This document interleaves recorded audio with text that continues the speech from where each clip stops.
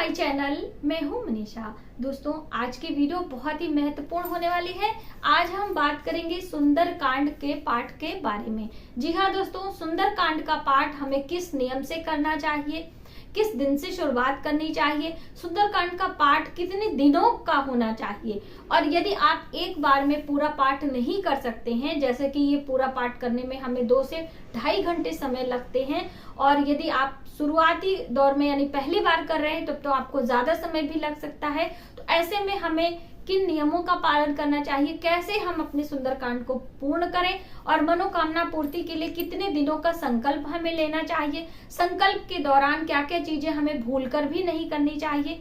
अब आपका पाठ यदि पूरा हो जाता है तो ऐसे में हमें क्या दान पुण्य करना चाहिए, कैसे सुंदरकांड पाठ की संपूर्ण विधि जब होने के बाद क्या हमें पूजा विशेष करनी होती है, हम घर में करें या फिर मंदिर में करें, सुबह करें या शाम को करें, हम किस महीने से शुरुआत करें, किस दिन से शुरुआत करें, इस तरह की विशेष जानकारी आज की इस वीडियो में हम आपके साथ शेयर करने वाले हैं। तो वीडियो पर आप अंत तक बने रहें, और अभी तक हमारे चैनल को आपने सब्सक्राइब नहीं किया है तो प्लीज सब्सक्राइब कर दें, और वीडियो हेल्पफुल लगती है तो लाइक जरूर करें। आपके एक लाइक करने से हमारा उत्साह बढ़ता है, हमारा मनोबल बढ़ता है।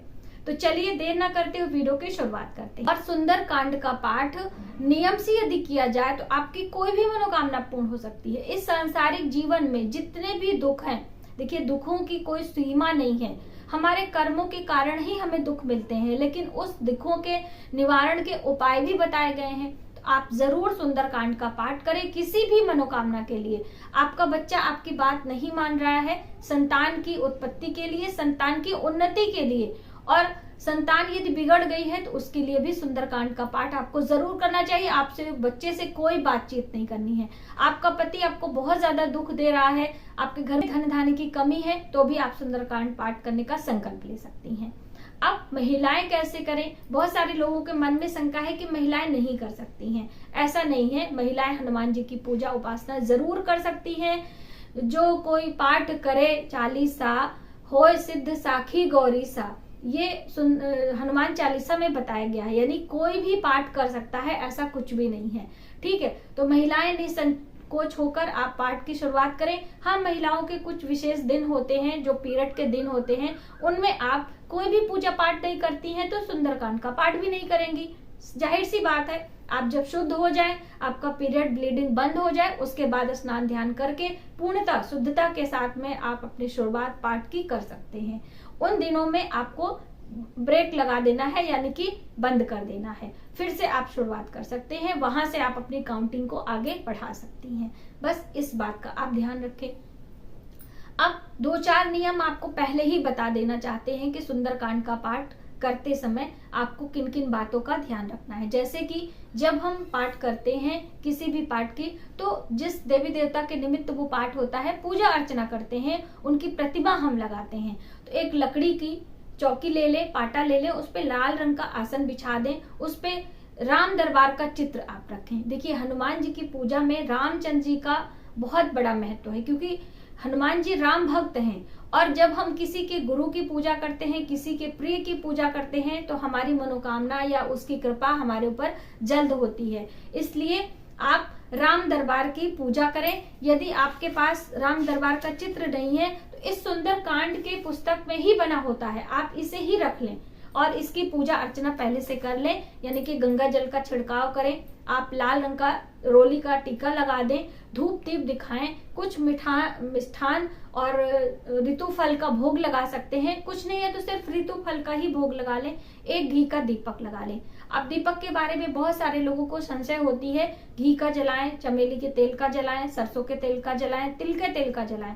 बहुत अलग अलग प्रकार के दीपक होते हैं, जो कि मेरे चैनल पर आपको जानकारी मिल जाएगी, लेकिन शुद्ध घी का दिया आपको अपने घर में लगाना चाहिए। यदि आप अपनी मनोकामना जल्द पूर्ण करना चाहती हैं तो टिप नंबर 1 कि चमेली के तेल का आपको दीपक लगाना चाहिए। चमेली का तेल भगवान हनुमान जी को चोला चढ़ाया जाता है, उन्हें बहुत ही प्रिय है। चमेली के पुष्प भी भगवान को प्रिय है। इत्र भी आप लगा सकते हैं चमेली का। तो चमेली के तेल का यदि आप दीपक लगाते हैं तो ये आपके लिए बहुत ही अच्छा होता है। तो आप ये करके देखें। अगला, आप जब पाठ करें तो बीच बीच में उठे नहीं, बहुत सारे लोग बीच बीच में ब्रेक ले लेते हैं, उठ जाते हैं, ये हमारे लिए ठीक नहीं होता है।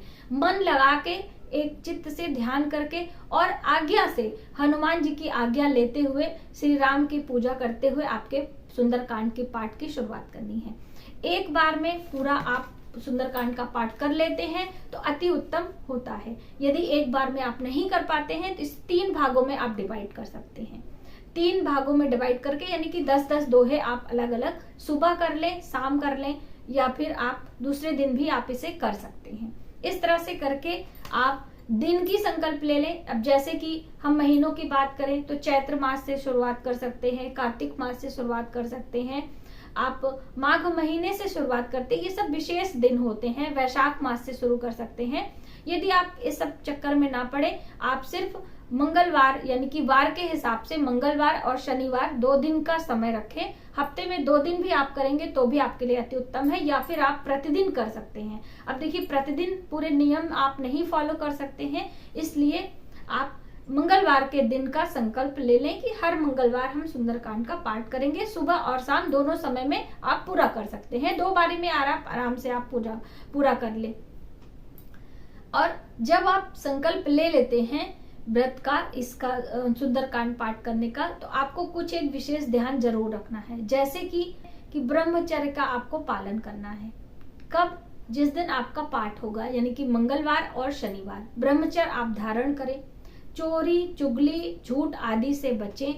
आपको किसी के घर का भोजन आदि नहीं करना है। देखिए, भोजन बहुत बड़ा दान भी है, हमारे शरीर के लिए बहुत बड़ी जरूरत भी है, और बहुत बड़ा ये किसी के घर का अन्न हम यदि खाते हैं तो उसके बोझ तले हम दब जाते हैं। इसीलिए कभी भी आपको बिला वजह किसी के अन्न को लेना नहीं चाहिए, ये हमारे शास्त्रों में बताया गया है। इसलिए आप जब व्रत का संकल्प ले रहे हैं, सुंदरकांड पाठ कर रहे हैं, तो किसी अन्य का भोजन आप ना करें, ये आप ध्यान रखें।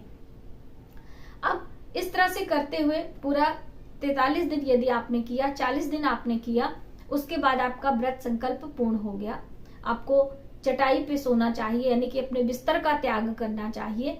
आप एक चटाई ले लें, उस पे आप जो है चादर डाल के सो सकते हैं, यानी कि अपने बिस्तर का त्याग कर लें।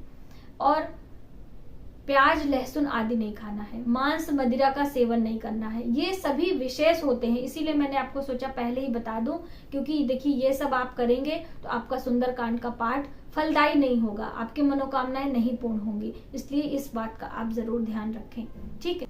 अब आपका व्रत संकल्प पूरा हो जाता है तो आपको कैसे करना है, सभी चीजें आप सामग्री जान लें। लाल रंग का कपड़ा ले लें, 1.25 मीटर, 1.25 किलो, 1.25 पाव, यानी कि सवाए की संख्या में हम सभी चीज चढ़ाते हैं, तो 1.25 पाव या 1.25 किलो, जैसे आपका सामर्थ्य है। बूंदी के प्रसाद ले लें, बूंदी के लड्डू ले सकते हैं, या फिर बूंदी भी ले लें। माला फूल ले लें, एक धूप दीप ले लें, और कुछ फल मिठाइयां लेकर आप मंदिर जा सकते हैं, या जहां पर आप रोज कर रहे हैं वहां पर भी।